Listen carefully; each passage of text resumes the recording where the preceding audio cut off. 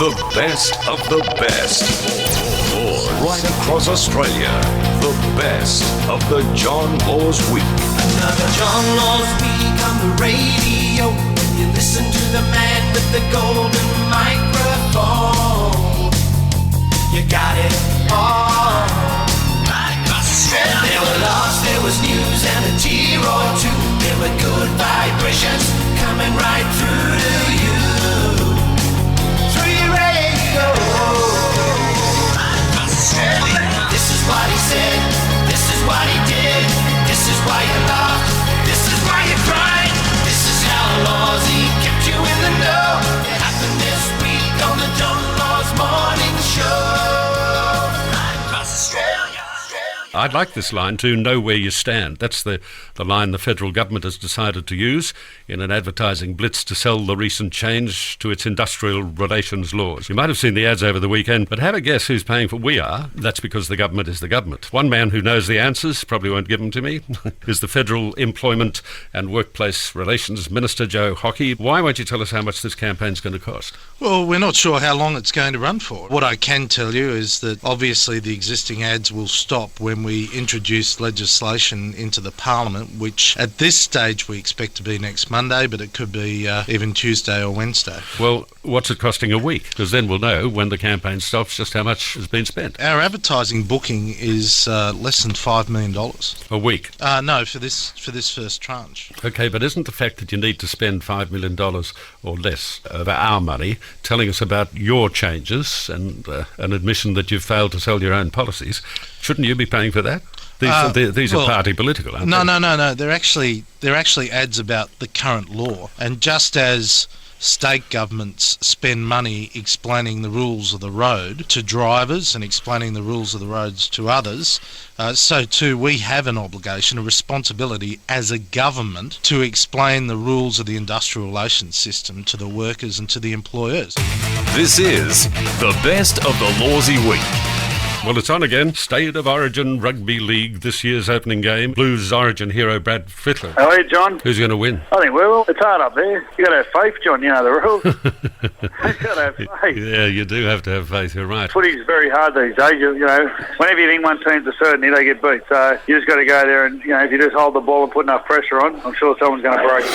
Queensland coach, another Origin legend, Al Meninga, is on the line. Mal, good morning. Morning, Lawsy. How are you? I talked to Freddie, and Freddie reckons the Blues are going to do it. Yeah, well, Freddie would say that, wouldn't he, John? Yeah. You know, on the back of what we did last year, and we're fairly settled team at the moment, and you know we're prepared really well. With not too many mishaps have happened in the side, so we're raring to go. Well, last night's State of Origin game was an absolute cracker as usual. Amazing pace played out, and as I said to you earlier, 18-6 is never enough at half time to be in front of Queensland because they've done it for years and years and years. They just come back at you, and the oldest bloke on the field had an absolute blinder. How he keeps up with the pace of the game these days, I don't know. And it's Steve Price. Yeah, it was a great night of footy, mate. You know, New South Wales played really well, and we were lucky enough in the end to get a couple of opportunities and take them and end up getting the points, which great atmosphere at Suncorp, and you just think that Origins can't get any better, but they just seem to keep getting better every year. You're listening to the best of the Lawsy Week. Premier of Queensland, Peter Beattie. Listen, there's a rumour out of Brisbane, only a rumour, but it goes along the lines that you could quit as early as today. No, it's always speculation. See, what I've done, John, and this is important, is that you groom successors. And my deputy, Anna Bligh, is very, very good, and I've groomed her to be my successor. Down the road, I'll do that, but not yet. I intend to run at the next.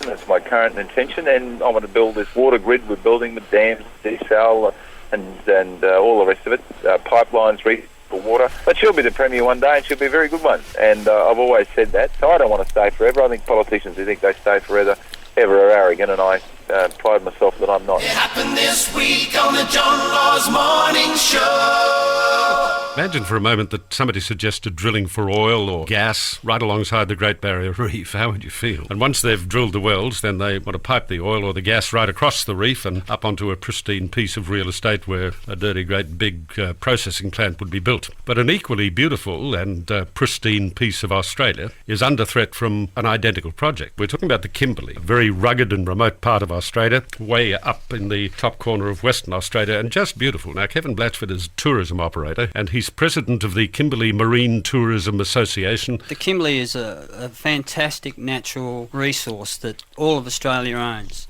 and at the moment it's under threat. And the things that are under threat are the pristine wilderness that's there, the animals that live in the area, the whales that migrate into that area, humpback whales, and the turtles. The snapshot basically is that we have this beautiful natural resource, which is the Kimberley, and it has a problem that it could be under the threat from large-scale industrial development. How will it hurt the area? What will be seen? What will be taken away? We've got this beautiful pristine wilderness that tourism operates in. There's $300 million a year in tourism. We've got 300 jobs, direct jobs, 1,200 indirect jobs. That's an industry that can last forever and a day, whereas the gas that they want to extract and go onshore on some of these remote islands will only last 30 years. We can go ahead with tourism indefinitely. And after 30 years, I imagine that all the infrastructure would just be left lying around. They're made to keep it clean. They have to they have to clean up after them, but they can't get rid of the scars. Once it's messed up, it's messed up. Laws. Is it fair that a boss can sack a worker for wearing perfume, for tidying her hair, or for yawning? Mightn't be fair, but apparently it's not illegal. We'll have a close look at this morning. A New South Wales motel owner says he just followed the letter of the law in setting workplace rules and regulations for his staff. Well, Joanne Doolan is the co-owner of the Lilac City Motor Inn in Goulburn. We've got Joanne on the line. Joanne, good morning. Good morning, how are you? I'm fine. Have you advised staff in a set of guidelines that they can't adjust their bra strap? What happened this morning as far as the paper was concerned, they've taken two documents and joined them together. One is an AWA and the other one is our staff handbook. And that part that they're quoting in relation to adjusting bra straps or touching your hair or jewellery or perfume is part of the safe food handling guidelines within the handbook. That's issued by the Health Department in New South Wales? Well, they're just a set of guidelines. People aren't held to that. What we do with them is if they do touch their face, and we just request that they go and wash their hands before they actually touch somebody's food. Never when I had anybody in my employ at the time did they complain. I don't know where it's come from. I don't know how they got their hands on the two documents, but they actually joined the two documents. It's not part of the AWA at all. Yeah, you've got to be a bit cranky with the Telegraph. I'm not impressed. Another John Law speak on the radio.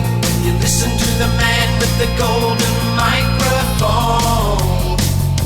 You got it all. Right across Australia. There were laughs, there was news, and a tear or two. There were good vibrations coming right through.